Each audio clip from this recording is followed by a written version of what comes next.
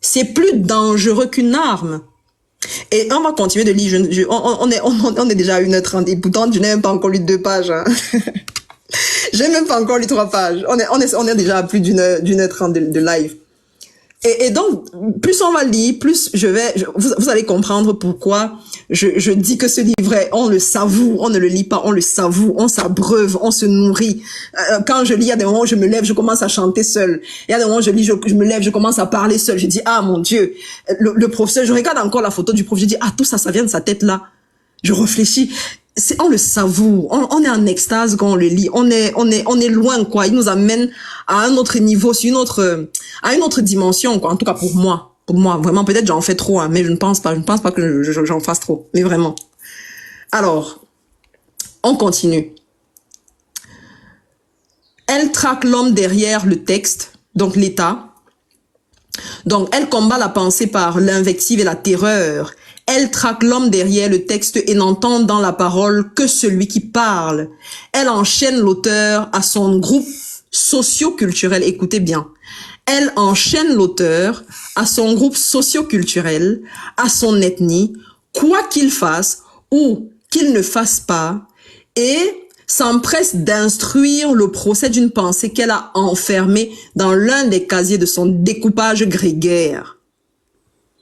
Est-ce que ce n'est pas ce qu'on est en train de vivre en ce moment plus que jamais? Est-ce que les paroles du professeur ne sont pas adaptées à notre situation actuelle? Ces paroles sont d'une actualité qui fait peur, alors qu'elles ont été écrites il y a des décennies.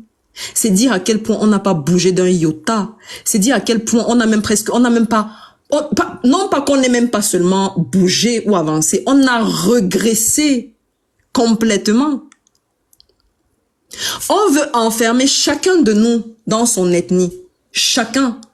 Et on l'a tellement fait. L'État s'est tellement bien arrangé à le faire que même de manière inconsciente, les Camerounais le font. Même de manière inconsciente, nous le faisons. Même de manière inconsciente, on ressent le besoin permanent de dire d'où on est, d'où on vient. Pour faire comprendre aux gens que non, ce n'est pas parce que je viens de cette partie de mon pays que. Alors que normalement, on ne devrait pas avoir besoin de dire, je viens de telle région et ce n'est pas parce que je viens de cet endroit-là que je suis ceci. Je viens de telle région et ce n'est pas parce que je viens de cet endroit-là que je ne suis pas ceci. C'est un construit. Voilà au moins des choses pour lesquelles ils ont réussi. Après 43 ans, ils ont réussi à amener les Camerounais à ne se regarder que sous le prisme de cela, de l'ethnie. On a ethnicisé la pensée. On a tribalisé nos héros nationaux. On est même arrivé à avoir un Elim Bilobe qui a tout fait pour tribaliser des personnes qui ne regardaient la nation que, voilà, qui ne regardaient pas leur tribu, qui regardaient la nation. Elim Bilobe, des années plus tard, est venu les tribaliser. Oui, Ruben Oumyobe était Bassa, Wandie était Bamileke, Moumie était Bamoun. Tel était ceci. Et donc, pour attaquer les Camerounais, pour séparer les Camerounais, pour diviser les Camerounais, il va attaquer Wandie en se disant que si j'attaque Wandie, j'attaque les Bamileke. Il va attaquer Oumyobe en se disant que si j'attaque Oumyobe, j'attaque les Bassa. Il va attaquer Moumie en se disant que si j'attaque Moumie, j'attaque les Bamoun. Et il ne va pas s'arrêter. Bientôt, il va arriver sur Douala Mangabel. Ne vous inquiétez pas. Il va y arriver. Il va arriver à ce point-là. Ne vous inquiétez pas.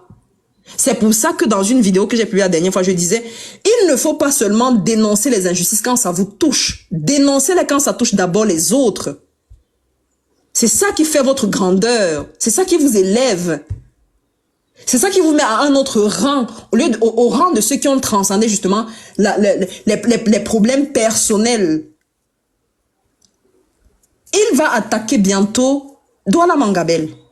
Et tous ces gens-là qui ont perdu la vie pour le Cameroun, Elim Bilobe va les attaquer. Parce que il va se dire, en les attaquant, quand j'attaque, puisque Stéphane a même dit ça dans son live la dernière fois, il a attaqué Ernest Wandie en se disant, mais comme j'attaque les Bamileke là, je vais aussi attaquer Wandie parce que je ne vois Wandie que comme un Bamileke, je ne le vois pas comme un Camerounais. Et il se disait qu'en attaquant Wandie, ce sont les Bamileke qui vont se lever. Mal lui en a pris. Tous les Camerounais se sont levés. Les vrais Camerounais, il faut le préciser. Les vrais Camerounais, les vrais enfants de la nation, les vrais enfants de la patrie camerounaise se sont levés. Les vrais enfants de la patrie, c'est ceux qui savent que pendant les luttes pour les indépendances, tous les Camerounais se sont battus. Et qu'il y a des gens qui ont consenti au sacrifice ultime, pour que nous vivions dans un pays de droit. Ça, c'est les vrais Camerounais.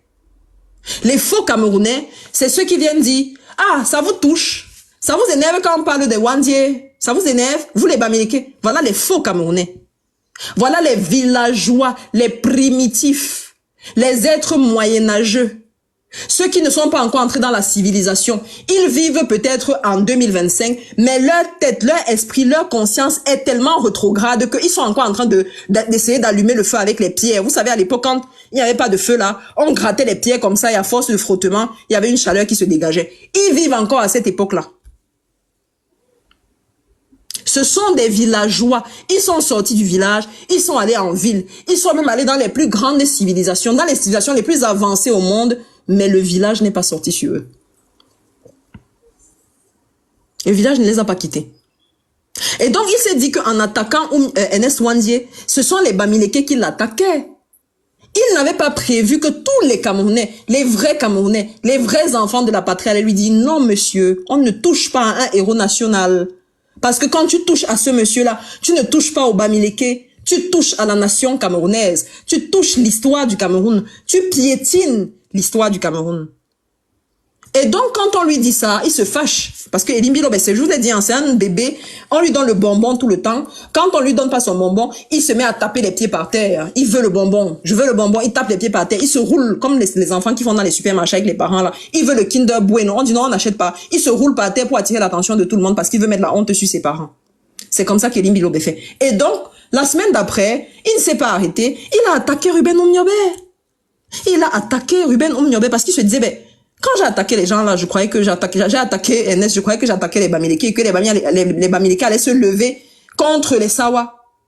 Parce que c'est ce que Elim Bilo attend.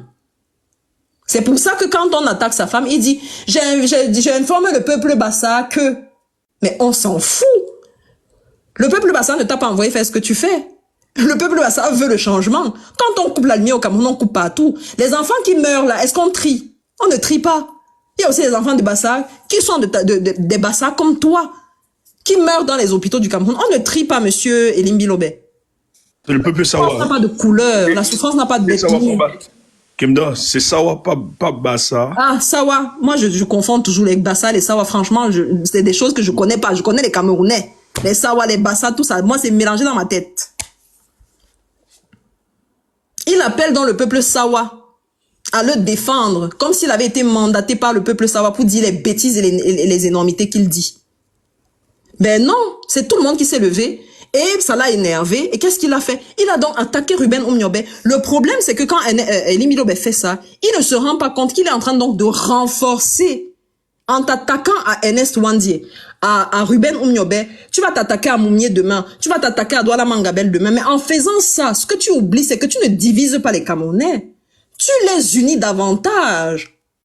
Tu leur permets de se dire, ben, regardez, vous comprenez donc pourquoi on est en train de se battre pour l'unité nationale. C'est parce que si on a des personnes comme Elim Bilobé qui peuvent faire ça pour les uns, il le fera pour les autres. Si les autres ne se lèvent pas pour lui dire, arrête tes bêtises. Donc les vrais Camerounais, les vrais Camerounais savent que nous avons besoin d'unité. Que si on est séparé, si on est disloqué, on ne peut pas tout ethniciser, on ne peut pas tout tribaliser. C'est l'État qui s'est chargé de faire ça. Et le professeur le disait déjà, même la pensée a été tribalisée. Les intellectuels ont été tribalisés. Ils ont été tribalisés. C'est un travail qui a été fait. Et ça ne coûte rien de faire ça. Ça coûte moins cher. C'est cheap de faire ça. Ça ne coûte pas grand-chose. C'est cheap de faire ce que Elim Bilobé fait là. Il ne faut pas lui donner beaucoup d'argent. Il faut lui donner un peu d'argent, mais tu augmentes tout doucement. Plus tu augmentes, plus Elim Bilobé devient fou. Plus tu augmentes, plus il devient fou. C'est des gens qui coûtent moins cher. C'est pour ça qu'il n'arrive pas à comprendre que le professeur Moïse Kamto n'est pas de prix. Il coûte tellement moins cher. C'est-à-dire que on arrive sur le marché, il y a quelqu'un qui décide de vendre ses œufs à 300. Une autre personne vient dire, ok, le marché est dû, mais moi je vends mes œufs à 1000 francs. On dit non, pourquoi? Il faut mettre tes œufs à 300 comme tout le monde. Mettre tes œufs à 300 comme tout le monde, ce n'est pas normal. Il faut t'uniformiser, il faut te conformiser. Voilà, fonds-toi dans la masse. Et il dit non. Je vends mes œufs à 1000 francs. C'est à prendre ou à laisser. C'est à prendre ou à laisser. Il y a des gens qui n'ont pas de prix. Et les gens qui ont un prix, des gens qui coûtent moins cher, pensent que tout le monde doit coûter moins cher comme eux. En réalité, non. Et donc, le professeur dit, il enchaîne l'auteur à son groupe socio-culturel. Tu as écrit, on dit seulement que tu as écrit pour les Bassards. Tu es tel, tu as écrit, on dit que tu as écrit pour les nordistes. Tu as écrit, on dit que tu as écrit pour les Bamileke. Tu as écrit, on dit que tu as écrit pour... Non, on ne voit pas que tu écris pour le Cameroun. On ne voit pas que demain, dans la société que nous allons construire, où chaque grande... Enfin, pas seulement les grandes villes, où dans chaque ville, il y aura une librairie, il y aura une bibliothèque centrale. On ne voit pas que non, il y aura les livres de tous les auteurs camerounais. Ils voient simplement que peut-être dans... Imaginez-vous donc dans ces... Quand moi je vais dans les bibliothèques ici, parce que j'aime beaucoup les bibliothèques, vous arrivez, il y a les rayons de l'histoire. J'ai même une bibliothèque où je suis allée, là, une grande bibliothèque où on a carrément mis l'histoire de tous les pays. Donc, on met l'histoire de l'Europe, l'histoire de l'Afrique, l'histoire de l'Amérique, l'histoire de l'Asie, ainsi de suite. Et maintenant, en fonction des continents, on met maintenant l'histoire de la France, l'histoire, je prends par exemple le cas de l'Afrique, l'histoire de l'Afrique du Sud, l'histoire de tel pays, et ainsi de suite. Eux, ils voient que demain là, quand on va parler de l'histoire, on va mettre histoire des Bamileke, histoire écrite par des Bassa, histoire des Sawa, histoire des ceci, non. Livre écrit par les Sawa, livre écrit par les Bassa, livre écrit par les Bamileke, livre écrit par les Peuls, livre écrit par... C'est comme ça qu'eux, ils voient la société. Livre, donc on va partitionner comme ça en mettant... auteurs Bassa, les voici leurs livres. Si vous voulez lire les auteurs Bassa seulement, les voici. Si vous voulez lire les auteurs Bamileke seulement, c'est comme ça que ces villageois de l'arrière-pays, de l'arrière-arrière-arrière-pays voient la société. C'est comme ça qu'ils voient le Cameroun. Je continue. Elle enchaîne l'auteur à son groupe socio-culturel, à son ethnie, quoi qu'il fasse ou qu'il ne fasse pas, et s'empresse d'instruire le procès d'une pensée qu'elle a enfermée dans l'un des casiers de son découpage grégaire. Pensée condamnée par conséquent pour cause d'offense à l'État. Pensée condamnée pour cause d'offense à l'État. Pardon. Ou à l'idéologie officielle. Pensée condamnée pour offense à l'État. Le professeur parle de lui-même parce que quand il a osé critiquer le livre de... Stéphane, c'était le livre de qui là? Tu dis souvent que c'était le livre de qui là? Qu'il avait osé critiquer en disant que non, on ne peut pas encore salmodier le chef de l'État comme ça alors qu'il est là, ça ne fait même pas encore. Monon Diana. Voilà, c'est ça. On ne peut pas encore chanter les louanges de quelqu'un qui n'a même pas encore fait ses preuves. Il ne s'est même pas encore assis qu'on a déjà commencé à lui chanter des louanges. Et donc le professeur a critiqué ça. Qu'est-ce que ça lui a valu? Ça lui a valu un séjour en prison. Ça lui a valu un séjour en prison. Il le faisait déjà depuis. Et donc, pensée condamnée par conséquent pour cause d'offense à l'État et à l'idéologie officielle. Pensée exclue, bannie pour cause d'ethnisme postulé et de danger imaginaire de subversion ethnique. On veut tout ethniciser. On veut tout mettre sous le prisme de l'ethnie. Tout. Et ça profite à qui? À qui profite le crime? C'est toujours la question qu'on doit se poser. À qui profite le crime? C'est toujours la question qu'il faut se poser, en toutes circonstances. Là se trouve la racine du sous-développement politique, du sous-développement tout court, dans l'idée maléfique que toute pensée non engagée pour l'unanimisme est subversive, dans l'intolérance à l'égard de toute pensée de rupture.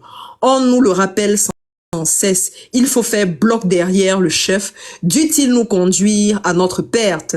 Là se trouve la cause première de la dérive collective, dans la conviction résignée qu'il ne peut y avoir d'alternative, dans le silence sonore de nos lâchetés communes, le silence sonore de nos lâchetés communes.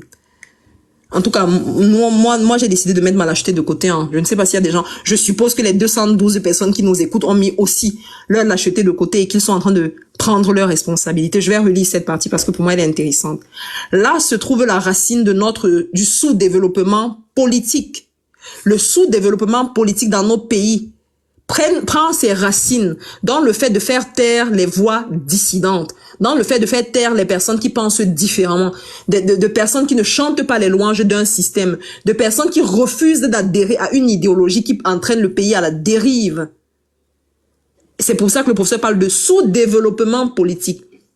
Mais on peut quand même espérer, parce que depuis 2018, pour ne parler que de depuis 2018, on est quand même en voie de développement politique. Vous convenez avec moi qu'on est en voie de développement. Le Cameroun est un pays en voie de développement politique. Depuis que le professeur Maurice Kamto est arrivé sur la scène politique camerounaise en 2018, il y avait déjà des gens avant lui. Nos parents y ont cru. Ils ont été bernés. Voilà, pas des personnes qui cherchaient leurs intérêts personnels. Nous, on y croit aujourd'hui et on sait que ce monsieur ne nous trompera pas, qu'il ne nous trahira pas. Parce que quand on lit ce qu'il a écrit, quand on lit ce qu'il pensait déjà en 1985, quand on voit la manière dont il se dresse seul contre ce régime, envers et contre tous, il rame à contre-courant, il a l'audace, il a le culot de ramer à contre-courant dans un pays où on veut que tout le monde rame dans un seul sens, qu'on caresse dans le sens du poil. Le professeur dit non, je ne caresse pas dans le sens du poil, je rame à contre-courant, vous montez, je descends, et on va se croiser quelque part. Et donc, on était dans un état de sous-développement avancé. Là, on peut aisément dire que d'une certaine manière, on est en voie de développement et que le développement prendra effectivement forme après octobre 2025, quand le professeur Maurice Kamto sera au pouvoir. Là se trouve la racine du sous-développement politique, du sous-développement tout court. Parce que s'il y a sous-développement politique, il y a sous-développement tout court. Pourquoi?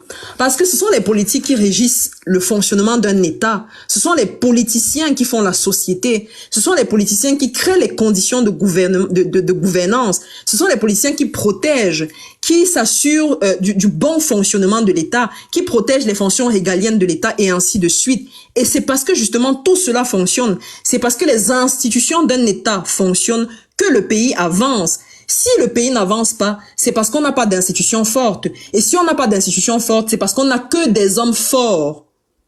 On n'a que des hommes forts. On n'a pas d'institutions fortes parce qu'ils n'ont pas réussi à mettre les institutions au-dessus de leur propre personne. Ils n'ont pas réussi à se dire que les institutions vont leur survivre. Après eux là, le pays va continuer d'exister. On n'a pas encore, la caste de profiteurs qui nous dirigent n'a pas encore intégré ça. Pour eux là, le Cameroun c'est eux. Le Cameroun c'est eux quoi. L'ADN du Cameroun c'est eux. L'ADN, la vie du Cameroun c'est eux. Ils n'ont pas encore intégré que bientôt chacun va partir. Et que quand on va partir, on va laisser ce pays. Les choses qui nous appartiennent, on ne sait même pas qui va habiter dans notre maison demain. On ne sait même pas. On est là, on se déchire, non. On accumule les biens, on piétine les siens, on les empêche de vivre. Demain, on part, on laisse tout ça et on part. Mais on va s'arranger à ce qu'avant de partir, ils ne laissent pas leur tétard. Il faut que ça s'arrête, il faut que ça prenne fin.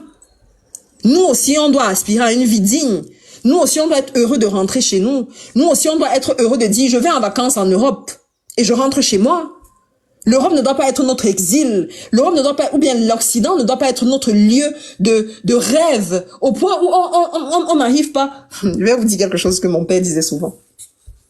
Mon père disait que quand les Blancs meurent, ils ne partent plus au paradis. Parce qu'ils ont vécu le paradis sur terre.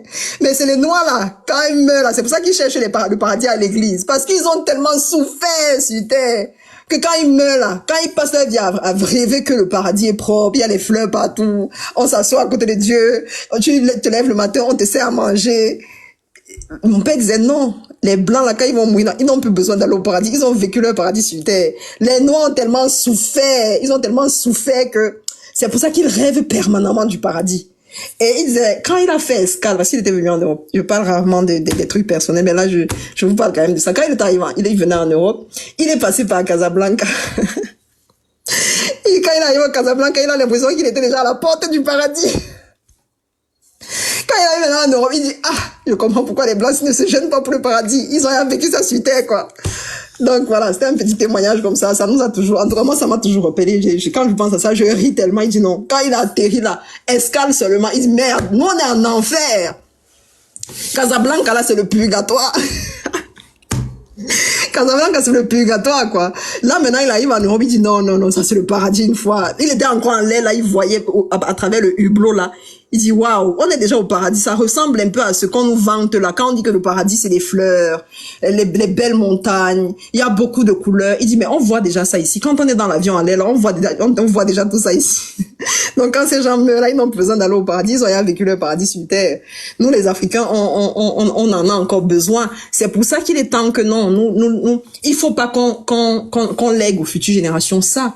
Faut pas que, je ne voudrais pas continuer de penser comme mon père. Je ne voudrais pas que mes enfants continuent de penser comme mon père a pensé en son temps. Non. Il faudrait pas que l'Afrique soit, ou bien notre pays continue d'être un lieu de menace pour nos enfants. Tu te déranges encore t'envoies au Cameroun. Et bon, le Cameroun est vécu comme le lieu de galère, le lieu de misère, le lieu de toutes les privations. Tu n'auras plus ta PlayStation, tu n'auras plus ton yaourt le matin, tu n'auras plus ton lit bien dressé, tu vas te coucher dans, voilà. Faudrait plus que ce soit un lieu comme ça. Faudrait aussi que ce soit un lieu qui fait rêver nos enfants. Et qu'ils aient envie de dire, maman, je vais aller faire mes études au Cameroun. Vous avez déjà vu un Français qui dit qu'il faut comment on fait l'université. En parlant, oui, mais ça fait pitié, quoi. En tout cas, on continue.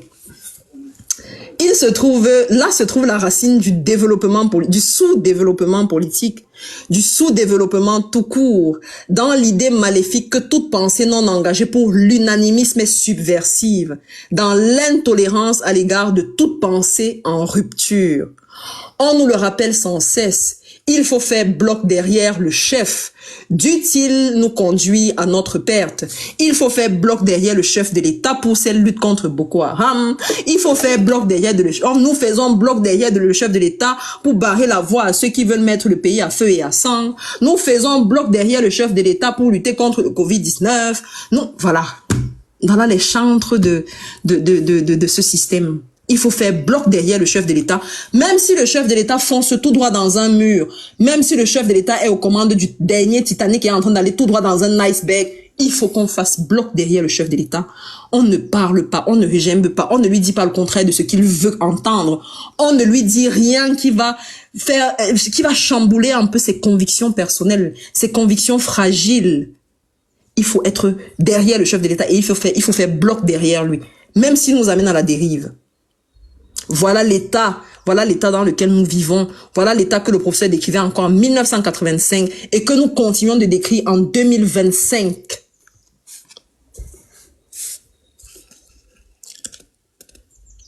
Là se trouve la cause première de la dérive collective, dans la conviction résignée qu'il ne peut y avoir d'alternative. Dans la conviction résignée qu'il ne peut y avoir d'alternative. Il n'y a pas d'alternative après Biya. Après Biya, c'est Biya. C'est ce que certaines personnes nous disent souvent, non? Après Biya, c'est Biya. Que vous le vouliez ou non, après Biya, c'est Biya. Il n'y a pas d'alternative. Et c'est répété par qui? Par des jeunes, par des hommes vigoureux des pères de famille, des pères qui ont les enfants. Ils te disent, après Biya, c'est Biya. Et regarde l'état dans lequel Biya a laissé le pays. Ils vous disent, après Biya, c'est Biya. Il n'y a pas de place pour l'alternative. Il n'y a pas de place pour autre chose. Après lui, c'est lui. Et si ce n'est pas lui, le Cameroun s'arrête. Le pays s'arrête. C'est ce qu'Atanga est en train de nous dire. Après lui, c'est lui. Et si ce n'est pas lui, le pays doit s'arrêter. Et il s'en prend à qui? À Tangandji. Toute une conférence de presse faite par le ministre de l'administration territoriale. Je pense que le Cameroun est le seul pays où on a les plus grandes exceptions au monde en ce qui concerne la saleté, la barbarie. Si tu veux une exception mondiale en ce qui concerne la barbarie, va au Cameroun. Le ministre de l'administration territoriale, depuis 2018, il a fait combien de conférences de presse sur le professeur Moïse Kamto? Au lieu de s'occuper de ses territoires territoriaux, non. Ça ne l'intéresse pas. Là où on le cherche, il n'est pas là. La protection civile, là, ça ne le concerne pas. Protéger la vie des Camerounais, ça ne lui dit rien. Son problème, c'est barrer la route, barrer la voie au professeur Moïse Kamto. Et pour cela, il est prêt à mettre même les ressources de l'État contre une seule personne qui n'a même pas d'armes, qui n'a pas d'armée, qui n'a pas de télévision, qui n'a rien, qui n'a que sa bouche, qui n'a que sa parole, qui n'a que son intelligence. Regardez à quel point la pensée peut chambouler les gens. La simple pensée, la simple réflexion. Et c'est pour ça que je dis que l'urgence de la pensée, le professeur a bien fait de l'écrire. Quand on comprend le sens profond de la pensée, quand on voit ce qui se passe au Cameroun, on comprend pourquoi il nous parle de l'urgence de la pensée. C'est-à-dire que vous avez un régime qui a 43 ans, qui a tout. Ils ont le budget de l'État. Ils ont la police de l'État. Ils ont la gendarmerie de l'État. Ils ont les généraux de l'État. Ils ont l'économie de l'État. Ils ont la santé de l'État. Ils ont l'éducation de l'État. Ils ont tout ça. Ils ont tout ça. Mais un monsieur qui n'a rien que sa parole, il n'a rien d'autre que sa parole. Il n'a même pas, eux, ils ont même les chaînes de télévision. Le quatrième pouvoir leur appartient. Le quatrième pouvoir au Cameroun appartient à ce régime. On a donc un homme qui n'a rien de tout ça. Il n'a que sa parole, il n'a que sa pensée, il n'a que sa voix. Regardez tous les moyens de l'État qui sont mis en jeu pour le contrecarrer. Tous les moyens, et les ministres, et les conseillers, et les maires, et même les opposants, tous sont derrière une seule personne. Et ça ne vous dit rien? Vous avez encore des doutes? Vous avez encore des doutes sur le fait qu'on ne jette les cailloux à l'arbre qui portent des fruits? Vous avez encore des doutes? J'ai ma parole, tu as tout, mais je te fais peur. Pourquoi? C'est parce que tu sais l'importance et l'urgence de la pensée. C'est parce que tu sais la place que la pensée occupe dans la société humaine. Dans la société humaine, tu sais la place que la pensée occupe. Si tu ne savais pas cela, tu ne te gênerais pas à essayer de me barrer la route. Tu ne te donnerais pas autant de mal à essayer de me mettre les bâtons dans les roues. C'est parce que tu connais l'importance de la pensée que tu fais tout ça. Mais ce qui est bien, c'est que comme le professeur nous a dit, ce qui est bien avec la pensée, c'est qu'on ne peut pas l'embrigader, on ne peut pas la fermer, on ne peut pas... Voilà, c'est un peu comme le gaz, tu le comprends, à un moment donné, il explose. Tu ne peux pas la fermer. Tu ne peux pas. Et tu ne peux même pas la contrôler. Tu ne peux pas contrôler la pensée de quelqu'un. Tu peux être assis avec quelqu'un, tu lui parles, tu as l'impression qu'il a compris, alors que dans sa tête, il y a autre chose qui bouillonne. Tu ne peux pas. C'est pour ça que de nature, dans nos sociétés africaines, dans nos pays, ou bien dans nos pays, le Cameroun, la pensée a toujours été perçue comme quelque chose de subversif, quelque chose contre lequel il fallait se battre, qu'il fallait lutter. Et ils ont donc mis tous les moyens en jeu pour le faire. Tous les moyens en jeu pour le faire. Tu parles un peu, on te met en prison. Tu parles, on te met en prison. Tu parles, s'il te plaît, ne parle plus, on va te tuer. Ne parle plus, on va te tuer. Ne parle plus, on va te tuer. Ils ont tué la réflexion humaine au Cameroun. Là se trouve la cause première de la dérive collective, dans la conviction résignée qu'il ne peut y avoir d'alternative, dans le silence sonore de nos lâchetés communes. Inutile de chercher l'explication dans l'écartèlement de ce qu'on nomme ici intellectuellement les intellectuels. Le professeur dit, inutile de chercher l'explication dans l'écartèlement de ce qu'on nomme ici intellectuels, entre vocation générique et condition génétique. Vocation générique et conditions génétiques, entre transcendance et détermination historique, suivant l'opposition suggérée par Conrad et Zeleny et reprise par Paul Nda. D'abord, parce que ce dualisme caractérise de la condition de l'intellectuel qui n'est propre à l'intellectuel africain. C'est une situation valable partout et toujours. Ensuite, parce qu'une opposition aussi radicale entre deux pôles attractifs de l'intellectuel, de l'intellectuel, n'a au mieux qu'une pertinence théorique. Le penseur doit-il faire abstraction de sa condition existentielle? Ça, c'est déjà la philosophie des philosophes. Question.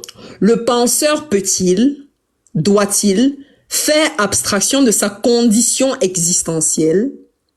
La pensée ne fleurit, écoutez la réponse, hein. La pensée ne fleurit pas sur des terres ravagées par la misère. La pensée ne fleurit pas sur des terres ravagées par la misère.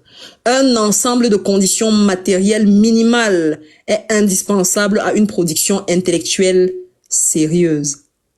Je reprends. La pensée ne fleurit pas sur des terres ravagées par la misère. Un ensemble de conditions matérielles minimales est indispensable à une production intellectuelle sérieuse. Je vais maintenant faire le parallèle. Un ensemble de conditions matérielles minimales est indispensable pour qu'on prétende aspirer à la fonction la plus haute d'un État, la fonction du président de la République. Un ensemble de conditions matérielles, le matériel minimal est indispensable pour qu'un homme aspire à la plus haute fonction de l'État.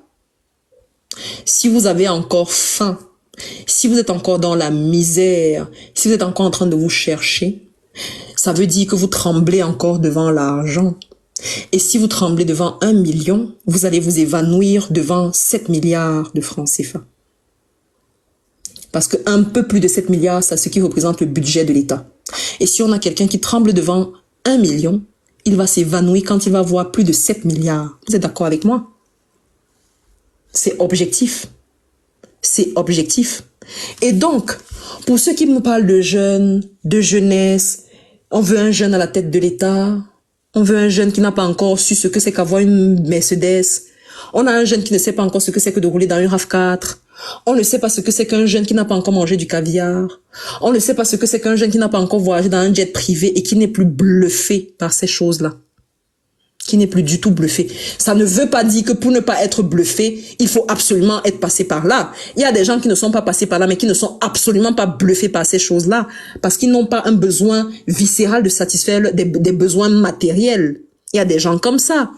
Par contre, il y a aussi des personnes qui, tant qu'ils n'ont pas satisfait ces besoins-là, ils ne restent pas tranquilles et ils sont bluffés permanemment. Ils voient un avion qui passe, ils sont contents. Ils voient un jet privé qui atterrit, ils rêvent d'être à l'intérieur. Ils voient quelqu'un qui voyage en première classe, en classe affaires. Eux aussi, ils veulent être là-bas parce qu'ils en ont marre de voyager en classe dans le poula-poula. Et moi, je soutiens ce monsieur parce qu'il a transcendé tout ça. La pensée, il dit la pensée ne peut fleurir sur des terres ravagées par la misère. Stéphane, tu dis? Allô? Steph?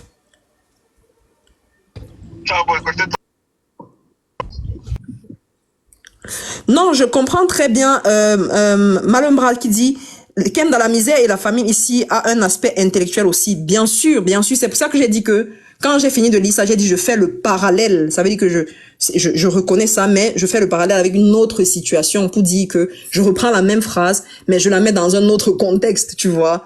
Je la mets dans un autre contexte. C'est pour ça que je dis que voilà, moi j'ai mon candidat à vie, mon candidat pour 2025 et mon candidat, même s'il se représentait, je ne sais pas quand, ce serait le professeur parce que voilà, voilà, son livre nous dit des choses qu'il faut regarder avant de prendre des décisions. Quand on a des personnes qui n'arrivent pas à penser parce qu'on a faim, oui, quand on a le ventre vide, on souvent ventre vide n'a point d'oreille, ventre affamé n'a point d'oreille, non. Ventre affamé aussi a une réflexion qui ne veut pas décoller. Ventre affamé aussi a une réflexion qui ne veut pas partir parce que tu veux réfléchir. Mais ton ventre te rappelle que c'est vide, il faut manger, tu fais comment? Tu fais comment? Donc c'est ça notre vie, c'est ça nos conditions. Maintenant je continue. Le professeur dit encore: il n'y a pas d'historicité sans histoire et l'ascèse ne postule pas nécessairement l'ascétisme. Ce qui heurte en Afrique, ce n'est pas le tiraillement de l'intellectuel entre le travail de l'esprit et l'attention qu'il porte à sa condition existentielle. Ce n'est pas l'affrontement entre le générique et le génétique. C'est le parti pris définitivement pour la quotidienneté. C'est le triomphe irréversible du sens sur l'esprit. C'est l'absence de mise en perspective. Et je recommence ça. Ce qui heurte en Afrique, ce n'est pas le tiraillement de l'intellectuel entre le travail de l'esprit et l'attention qu'il porte à sa condition existentielle. Ce n'est pas l'affrontement entre le générique et le génétique. C'est le parti pris définitif pour la quotidienneté. C'est le triomphe irréversible du sens sur l'esprit. C'est l'absence de mise en perspective. Si nous en avions je dirais que nous ne vivons que de pain. Mais en fait, nous ne vivons de rien. Nous vivons du manque et du rêve, tous d'avoir le plus possible, toujours plus et à n'importe quel prix. Mais Socrate nous met en garde, je cite, « Je vous dis que ce n'est pas de la forme que naît le vrai mérite, mais que c'est le vrai mérite qui fait bonnes les fortunes. Ce n'est pas de la fortune que naît le vrai mérite, c'est le vrai mérite qui fait bonnes les fortunes. » Et j'ai fini avec cette partie. Je continue. Nécessité et urgence de la pensée. L'homme est par la pensée. C'est sa meilleure définition. C'est ce qui le distingue des autres créatures animales. L'acte de penser est en effet une preuve de la conscience de soi. Il nous révèle à nous-mêmes et à autrui. Sans la pensée, l'homme est un mort en sursis, car seul par la pensée, nous découvrons le sens de notre existence, le sens de nos actions et la portée de nos lâchetés. Elle nous sauve des tâtonnements tragiques et maintient notre conscience en éveil, d'où la justesse de la pensée du philosophe. L'interrogation sur notre dessein profond, sur la direction à donner à notre existence doit être la grande affaire de notre effort intellectuel. Il y a donc nécessité de la pensée entendue comme discours raisonné sur le réel. Il y a urgence de lucidité, c'est-à-dire de refus de l'esclavage intellectuel et spirituel, de la dépendance ontologique. Ce parti pris pour le raisonnement met l'homme à l'abri des exaltations avilissantes en faisant partir ses actions du champ de la conscience claire et en les soustrayant, ce faisant, aux pulsions incontrôlables d'une affectivité tantôt pleurnicharde, tantôt niaisement joyeuse. Car, guide de notre itinéraire dans la nuit de l'existence, la raison nous délivre des mystifications politiques, des faux dieux, de l'asservissement à tous ces cultes délirants sortis de l'intelligence des hommes au cours des âges. Elle nous arme comme le sacré philosophico-social contre les idéologies, cette forme obscure que l'on a déchaînée depuis plus d'un siècle pour enlever à l'homme le seul indice qui en fait un être humain. Pensez donc pour ne pas être étranger à la cité, pour que rien dans la société ne vous soit étranger ni indifférent, pour que l'État soit nôtre, parce que la politique est l'affaire de tous, car, comme le disait Périclès dans l'admirable oraison funèbre que lui prête Thucydide, autant pour moi, je cite, « Seul, nous regardons celui qui se désintéresse des affaires de l'État, non pas comme un citoyen de tout repos, mais comme un être inutile. » Je reprends cette partie. Pensez donc pour ne pas être étranger à la cité, pour que rien dans la société ne nous soit étranger ni indifférent, pour que l'État soit nôtre, parce que la politique est l'affaire de tous, car, comme le disait Périclès dans l'admirable oraison funèbre que lui prête Thucydide, je cite, « Seul, nous regardons celui qui se désintéresse des affaires de l'État, non pas comme un citoyen de tout repos, mais comme un être inutile. » Je m'arrête un peu. Alors, cette partie m'a aussi beaucoup touchée. Penser, c'est ne pas être étranger à la cité. La chose de la République, la res publica, la chose publique. Penser, c'est refuser de se rendre étranger à cela. Si je me rends étranger à cela, ça veut dire que j'ai fait le choix délibéré de ne pas participer à cette société-là. Penser pour ne pas être étranger à la société, à la cité. Pour que rien dans la société ne nous soit étranger ni indifférent.